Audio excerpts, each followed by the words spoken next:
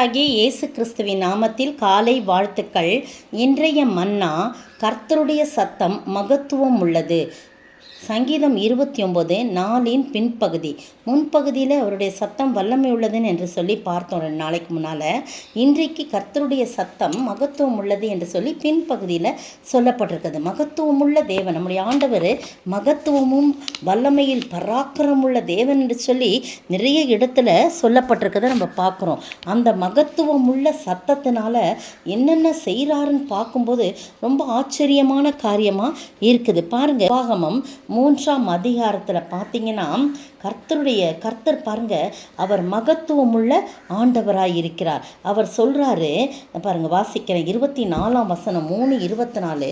கர்த்தராகிய ஆண்டவரே, நீர் உமது அடியேனுக்கு உமது மகத்துவத்தையும் உமது வல்லமையுள்ள கரத்தையும் காண்பிக்க தொடங்கினீர். வானத்திலும் பூமியிலும் உம்முடைய கிரியைகளுக்கும் உம்முடைய வல்லமைகளுக்கும் ஒப்பாக செய்யத்தக்க தேவன் யார் என்று கேட்கிறார் மோசே கிட்ட. மோசே சொல்றாரு, இதை ஆண்டவரை பார்த்து சொல்றாரு.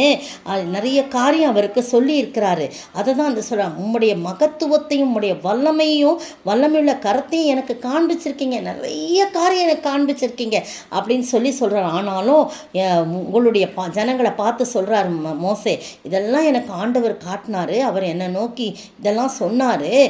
நீங்கள் உங்கள் நிமித்தமாக தான் என் மேலே அவர் கோபம் கொண்டு எனக்கு செவி கொடாமல் என்னை நோக்கி போதும், இந்த காரியத்தை இனிமேல் பேச வேணாம்னு சொல்லிட்டாரு. பிஸ்காவின் கொடுமுடியில் ஏறி உன் கண்களை மட்டும் பாரு, எல்லா இடத்தையும் பாரு, ஆனால் நீ யோர்தானை நீ கடந்து போவதில்லை, ஆனால் யோசுவாவுக்கு கட்டளை கொடுத்து அவனை திடப்படுத்து பலப்படுத்து அப்படின்னு சொன்னார்ன்றதை சொல்கிறான். இதை எதுக்கு சொல்ல வரேன்னா, ஆண்டவர் மோசேக்கு தமது மகத்துவத்தையும் தமது வல்லமையுள்ள கரத்தையும் காண்பிக்க தொடங்கினார்.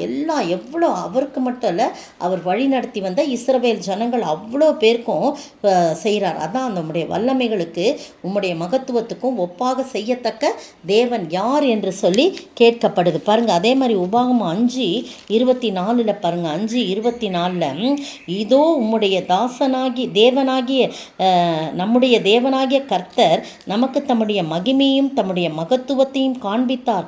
அக்கினியின் நடுவிலிருந்து உண்டான அவருடைய சத்தத்தை கேட்டும் தேவன் மனுஷனோடே பேசியும் அவர் உயிரோடு இருக்கதை இந்நாளில் கண்டும் என்று சொல்றதை பார்க்குறோம். எவ்வளோ அருமையான ஆண்டவர் பாருங்க. ஆண்டவர் அக்கினியில் இருந்து ஆண்டவர் பேசினதெல்லாம் சொல்கிறாங்க, எல்லா காரியத்தையும் ஒழுங்குபடுத்துகிறாங்க. எப்படி முடிஞ்சிச்சு? அவர் வல்லமையும் மகத்துவம் உள்ள தேவன் என்று சொல்லி நம்ம பார்க்குறோம். அந்த 5:24 வசனத்தில் பார்க்குறோம். அவர் தம்முடைய மகத்துவத்தை காண்பித்தார், மகிமையும் தம்முடைய மகத்துவத்தையும் காண்பித்தார் என்று சொல்லப்பட்டிருக்கிறது. அது மட்டும் இல்லை, 9ஆம் அதிகாரம் அதே உபாகமத்தில் 26ஆம் வசனம் பாருங்கள். 26ஆம் வசனம், கர்த்தராகிய ஆண்டவரே, தேவரீர் உம்முடைய மகத்துவத்தினாலே மீட்ட பலத்த கையினால் எகிப்திலிருந்து கொண்டு வந்த உமது ஜனத்தையும் உமது சுதந்திரத்தையும் அழிக்காதிருப்பீராக. பாருங்க, மோசே கேட்குறாரு. எல்லாமே அவர் பரிந்து பேசுகின்ற ஜபமாய் காணப்படுகிற இன்டர்செஷன் பிரேயர் நம்முடைய ஜனங்களுக்காக அவர் செய்யறத நம்ம பார்க்குறோம். பாருங்க, அவர் என்ன சொல்றாரு? கர்த்தராகிய ஆண்டவரே, தேவரீர் உம்முடைய மகத்துவத்தினாலே மீட்டு வந்த உம்முடைய பலத்த கையினால் எகிப்திலிருந்து கொண்டு வந்த உமது சுதந்திரத்தை இருப்பீராகன்னு கர்த்தர்கிட்ட மன்றாடுறத நம்ம பார்க்குறோம். அப்போ கர்த்தருடைய மகத்துவத்தினால, அவருடைய கரத்தினால், மகத்துவமுள்ள அவருடைய கரத்தினால தான் என்ன பண்ணுறாரு? ஆண்டவர் அழைச்சிட்டு வராரு இந்த ஜனங்களை. இன்னும் ஒரு வசனம் கூட வாசிக்கலாம். யோபுவின் புத்தகம் 37ஆம் அதிகாரம் 4ஆம் வசனத்தில் பாருங்களேன். அதற்கு பின்பு அவர் சத்தமாய் முழங்கி தம்முடைய மகத்துவத்தின் சத்தத்தை குமுற பண்ணுகிறார். சத்தமாக எப்படி முழங்குறாரு? அவர் சத்தத்தை முழங்கி மகத்துவத்தின் சத்தத்தை குமுற பண்ணுகிறார். அவருடைய சத்தம் கேட்கப்படும் போது அதை தவிர்க்க முடியவே முடியாது. தேவன் தம்முடைய சத்தத்தை ஆச்சரியமான விதமாய் குமுற பண்ணுகிறார் என்று சொல்லி யோபு பக்தன் நாம் கிரகிக்க முடியாத பெரிய காரியங்களை அவர் செய்தார் என்று சொல்லி பார்க்கிறோம்.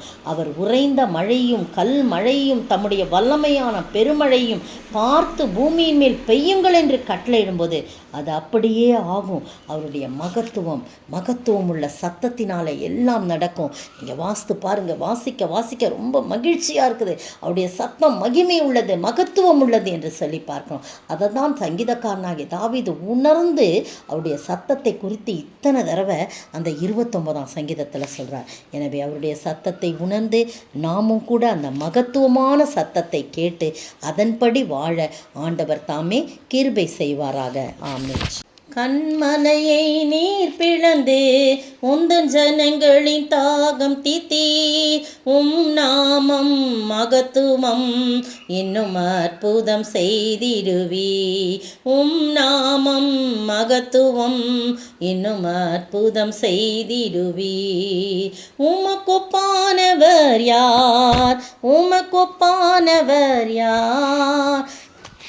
உமக்கொப்பானவர் யார்? உமக்கொப்பானவர் யார்?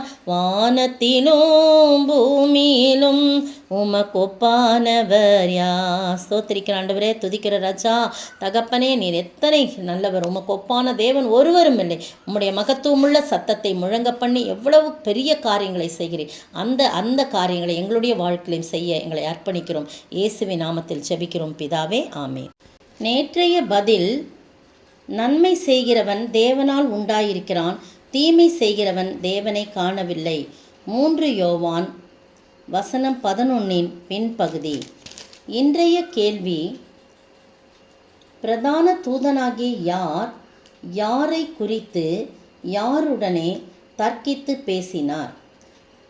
பிரதான தூதனாகிய யார் யாரை குறித்து யாருடனே தர்க்கித்து பேசினான்?